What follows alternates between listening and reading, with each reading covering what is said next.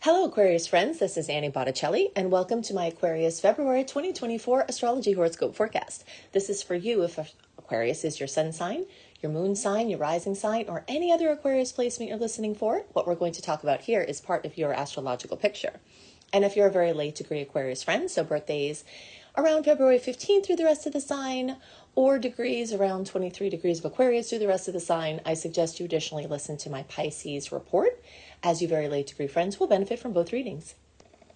I'm calling the theme of this month for Aquarius, Rare Aquarian Alignment Brings Unique Opportunities. And we have a lot to talk about. The wild, the wacky, the weird, the eccentric, everything Aquarian is going on this month. We've got aspects with Uranus, which is your ruler. We've got your birthdays, many of you. We've got all of these planets going into Aquarius. So if you're in the podcast version and you want to see me working on the chart, you can come on over to Annie Botticelli YouTube. If you don't want to see me working on the chart, there is a podcast version of this available. I am going to put the chart in the thumbnail for the podcast viewers, so that at least you can have a visual reference of what the chart looks like. But if you want to see me drawing on it, I'm doing that on YouTube. Okay, so the sun will be in Aquarius. Pluto is back in Aquarius. The new moon will be in Aquarius. After the beginning part of the month, Mercury, Mars, and Venus will all be in Aquarius. So this is a very rare lineup, and it's a very, it brings a lot of unusual opportunities. Okay, so we're going to list different levels of opportunities that may come in for you based on all of these different layers. Okay, everything in life is layers. Everything in astrology is layers. So we're going to go deep into these possibilities for you. Okay, so first of all, the planet brings potentials, and the sign brings potentials. Okay, so Venus going into your sign means Venus is going to cross over your placement, and Venus rules love and relationships and finances and money, how you are with money, how you spend money, and you might have unique opportunities this month to spend money on. And because all of the planets, let's just jump over here for something important, every single planet we follow in Western astrology is going to be direct in February. This starts the last few days of January, that not only we're out of the personal planet retrogrades, so Venus, Mercury, and Mars are the personal planets, the ones closer to us that can go retrograde. They will all not only be direct, but they'll be out of any shadow periods of retrograde. So really, really moving forward. This is a time to build your new nests, or what you call it, how do I use the analogy, my spiders, right? This is a time to weave your new webs, to go far and wide, to make things happen, to take action, and things can race forward at a surprising pace. So that's when the personal planets are retrograde and out of shadow. But now add to this the very unusual, unique alignment of all the planets going direct, including the outer planets. And this is just like a powerhouse of forward movement, opportunity, clarity, and catching up with things. If you feel like you've been behind on certain things in your life, you can catch up in a really short amount of time. Okay, so all of that is happening. And now we can look at some layers of what kinds of things you can take action on, or opportunities that may come. So some of them could be financial. Some of them can be love. If you're looking for new love, amazing time for that. If you're looking to expand your current relationship, amazing time for that. If you're looking to have oomph, ambition, action oriented, oomph, Mars is great for that. Mercury, news, information, studying, learning, teaching. Very exciting. Great for that. Pluto, transformation, birth, death, rebirth, the phoenix rising from the ashes. This is an amazing time to rebuild your life. If you've been going through things that have been difficult for you, and this Aquarius, Pluto and Aquarius energy has been bringing, just the crumbling of some aspects of your life that have been very dear to you, this can be a time to rebuild. The sun brings warmth and elucidation and clarity. So you've got all of that energy. And it's manifesting through the energy of Aquarius. So let's understand the energy of Aquarius more to help you understand some of these unique opportunities that will come from this rare Aquarius alignment. Okay, so the 11th house, or the sign of Aquarius, this energy has to do with big ideas being ignited into tangible realities. Okay, so this is like the power of the group, basically. And teamwork. So teamwork, the group, technology. So bringing your dreams to life through social connections, bringing your biggest vision to fruition through networking or powering up with other people, bringing your gifts into the world through the power of a group. Like, so imagine a bunch of people singing together rather than a soloist, okay? But you can still have your chance to shine. You're just shining through the group, and the group is helping to bring you into this. Now, it could be you being part of a group. It could be you being the leader of a group. All of this energy is just catapulted into fruition at this time. Now, because each sign rules different areas of the body, you may notice that some medical or other topics come up with calves. That part of your body is ruled by Aquarius, but Aquarius also rules the connectivity in the body. So the lymphatic system is co-ruled by Aquarius. Your circulatory system is co-ruled by Aquarius. Anything that gets other things to other places is ruled by Aquarius. And so you may have some medical things come up, or you may want to take action on detoxing or clearing out, or helping synapses to fire, basically just things connecting within your body and things connecting with you and other people. There's a uniqueness to Aquarius energy that, of course, you as an Aquarius will know, right? There's a strangeness, an eccentricness, a different way of doing things. I am around a little Aquarius all the time, and it's always interesting to see how differently sometimes people with Aquarius placements see things and do things. And, that's not always been supported for you, I'm sure, but this is a new chance for doing things your way, doing things in the way that makes sense to you. If you happen to see a woodpecker, this would only reiterate this. If you are not familiar with Ted Andrews' work, he's an amazing seer. He's still working even though he's not in his body anymore, but he connects the energy of messages from the universe with animals. Synchronicity is the language of spirit, and sometimes things that happen will speak to us of our path, to confirm things to us that we're wondering, help direct us. And the woodpecker always reminds me of the Aquarius energy, because Ted Andrews says it represents doing things in your own unique rhythm. Okay, so you might be starting a new rhythm for you, or you might be asserting your unique rhythm out into the world. But either way, all of this is super supported now, because not only is this Aquarius energy blooming beautifully, all of that's going to happen in your first house of health, wellness, your physical body in all regards, your sacred body temple, the first impression that you make, how you take action on things, how you initiate things. Mars is the ruler of the first house. So everything Mars related, action, initiation, starting, inspiring, it's a very, very fiery energy. So the Aquarius energy is going into a fire house, and these are elements that work very well together. So they feed each other, they expand each other. Things can spin very much out of control at this time because the energies are so supportive for action that it can get overwhelming. So as all of these Aquarius energies move into over this first house cusp, this first house cusp of the chart is a very important place. The first house is where we individuate. Basically, the 12th house is the cosmic soup. It's where everything is one.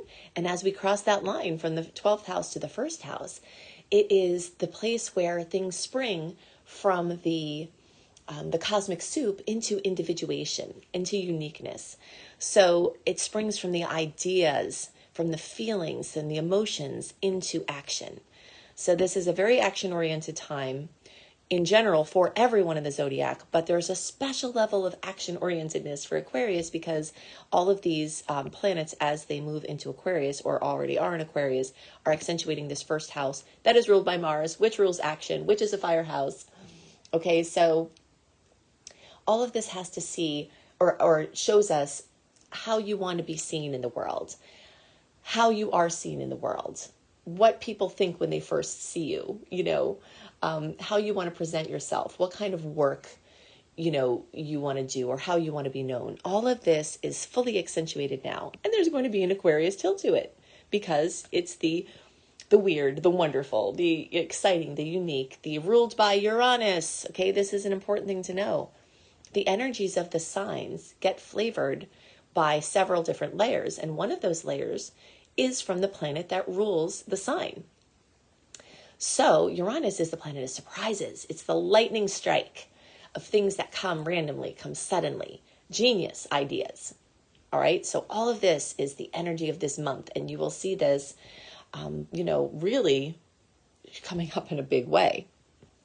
All right. So let's go to our list. So we talked about the Aquarius alignments. Also in the first house are things that you can become obsessed with. Mars definitely is one of the rules of obsession. So you might find that something that you're doing, you're getting nuts with it. And there is so much room to do that because it's such forward moving energy that you really can progress in whatever you're obsessed with in a really big way. This is also cardinal energy. As it crosses over, the energy crosses over this first house, is entering the energy of Aries house. Okay, so it's Aquarius sign, but it's the Aries house, and this is a cardinal sign. So this is basically a new beginning. This is an initiation. This is a crossroads energy. And you'll be feeling that, in a really big way. You might get really distracted and get really scattered, but you'll definitely be full of ideas and inspiration. And this can be very supportive to everything that we've talked about so far, and anything that I haven't thought of yet, can be initiated. Okay, so let's talk about birthdays. Happy birthday for our Aquarius friends who are February born, and also for our January born Aquarius friends. Because I always post these early, so you may be listening to this early. So your birthday is a time when the universe is exceptionally receptive to your wishes. Okay, that's what birthday wishes are about. The sun in the chart, which rules birthdays, right? A solar return is when the sun gets back to the same place in your chart that it was when you were born. The sun represents desire. It's the things you want. It's the things you wish for, and it's the will to create them happening. So wishes, asking for the universe to help you with something. Intentions, telling the universe you are committed to something. All of those are fully supported at this time.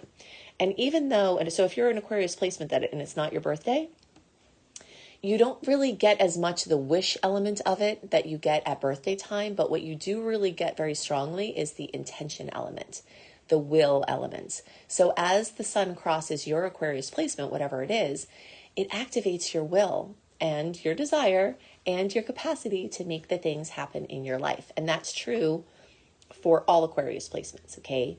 You feeling like you can take the bull by the horns and just charge forward with the things that matter to you. Also having clarity about what those things are. So it's very exciting. So make your wishes, say them out loud, feel them as if they've already come true. These are the methods for manifesting with your birthday. Very quick, important note. In the weeks before your birthday, and you can see it here in the chart, look at the 12th house. The 12th, if you're looking for the house numbers, whether you're on the podcast or on YouTube, in the inner wheel of that chart that I posted, you'll see 1 through 12. Those denote the houses. Okay, so there are 12 houses. They correspond with the 12 signs. The pie piece that is next to that 12 in the yellow bar, that shows the 12th house. So right from the beginning, as the planets are in Capricorn, Venus, Mars, Mercury, before they move into Aquarius, you can see that there's a very crowded 12th house. And the later you are in the Aquarius sign, the longer you will have a full 12th house this month. Okay, if you are early in the Aquarius sign, you would have had more of your full house in January, okay, because the 12th house gets full before the first house gets full, and it moves that way. 12th house is the idea of, or the realm of feelings. It's also the realm of fears and addictions. And sometimes people get anxious in the weeks before their birthday or the weeks before the sun crosses over your Aquarius placement. So if you get more anxious, if you get more whacked out, this is why. I'm a huge advocate for, instead of self-medicating at this time, as some people say they like to, quote, start their birthday celebrations early, I also used to do this, in the days when I used to drink a lot. I did not know that I got more anxious in the time before my birthday because of this 12th house fullness. And I would get anxious like everybody else does, and I would drink. So that's been 20 years now since I've stopped drinking. And I've seen so many other ways that you can use this in ways that can be productive. So I'm not judging. I'm just basically inviting you to use this 12th house energy to conquer your fears, to be your savior of yourself, to be your own hero and heal whatever it is that's kind of rumping and bumping around under the surface that's causing trouble for you. And you have that beautiful opportunity now. Okay, so something else we have to talk about is eclipse season. All right, talked about the alignment, the planets going direct, the birthdays. Eclipse season is here. This is a very big deal because we've been out of eclipse season. Gosh, we needed the break from that. Super intense fall of 2023 or spring for you all down under.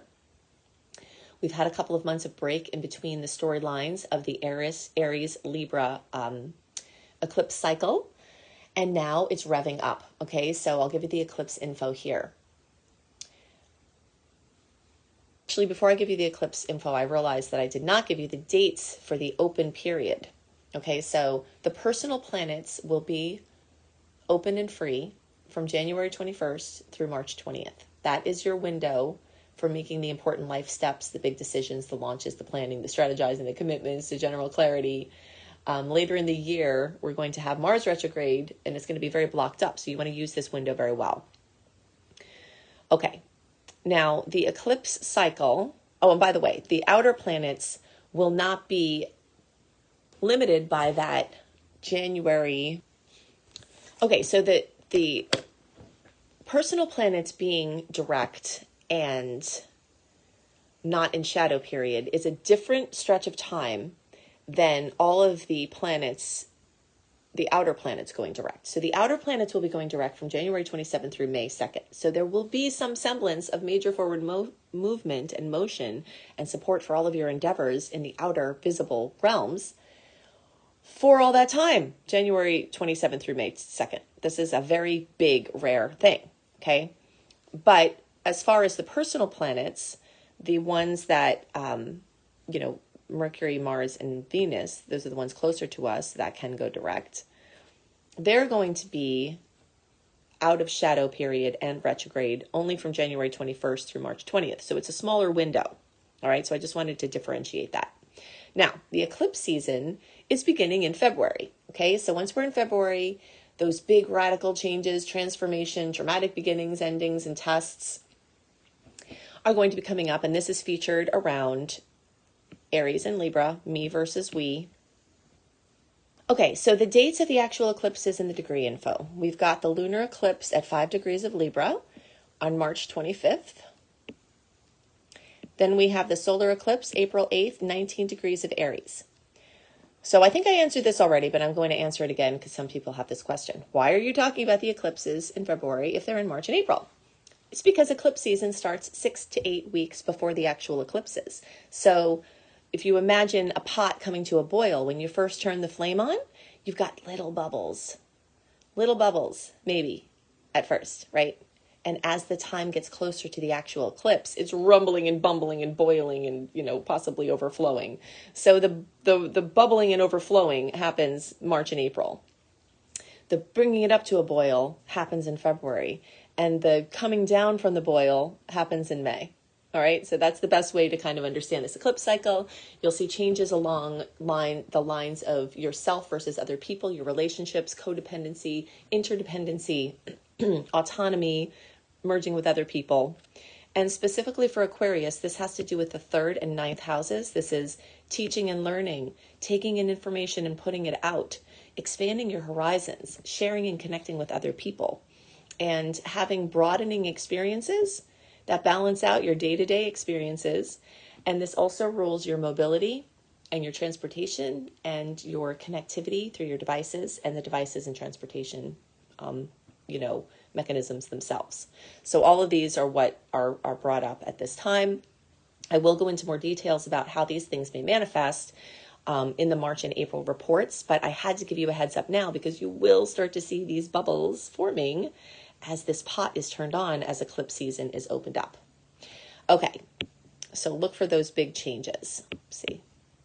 All right, so something else big, the new moon in your sign, February 9th, 20 degrees. That's going to be in your first house. We've talked extensively about the first house. This is just something else to add here. New beginnings in your physical body, in your action-orientedness, taking new steps to build your new life. All of you can get the goodies from this, but the closer you are to 20 degrees, so that's going to be birthdays around February 10th, and we'll say like 5 degrees before. So February 5th through 15th, and the closer to around the 10th, the more you'll get a significant impact from this. Okay, and then look out on February. So I'm going to give you a couple of dates to look out for here. If you love the dates and you want more about that, go to anniehelpsyou.com, sign up for my free email VIP community, and I send out my write-up with all the sweet and salty dates and how they may affect you, plus lots of astrology education ops. But I'll give you a few more important dates here. February 8th and 16th, your ruler Uranus, the lightning strike, is going to be in conflict with 2 different planets. And this can be shocking. You know, you're going to have the Sun square Uranus on the 8th, Mercury square Uranus on the 16th. The days around these days can bring surprises. This is very electric. This is a very electric month period because of all the Aquarian energies. And so surprise news, information, shocking events, more anxiety and erratic behavior. All of this is very Aquarian, but when there's a conflict with the planet Uranus, this can tend to happen. So just be extra careful around that time. And extra celebration time in the days around February 7th, when Venus, which rules love, beauty, money, self-esteem, in earthy Capricorn, it trines now your ruler, Uranus, to bring lots of opportunities in money and love and dating and self-esteem boosts. If you love astrology and you love to follow it and you love to learn it, go to anniehelpsyou.com to see all of my free ways that you can do that. And I also have other ways that I can help you in deeper ways to learn astrology. Astrology education is my thing. So you can see my courses at anniehelpsyou.com, including my astrology certification course. It's my Becoming a Professional Astrologer Mastery Certification course. And if you think I go into lots of details in my free work, you should see what I do there. So if you want to learn, this is your time. If astrology is what you're obsessed about, you definitely want to check out my course. You can see it all at anniehelpsyou.com. I hope you have a wonderful month, and I'll see you next month. Bye.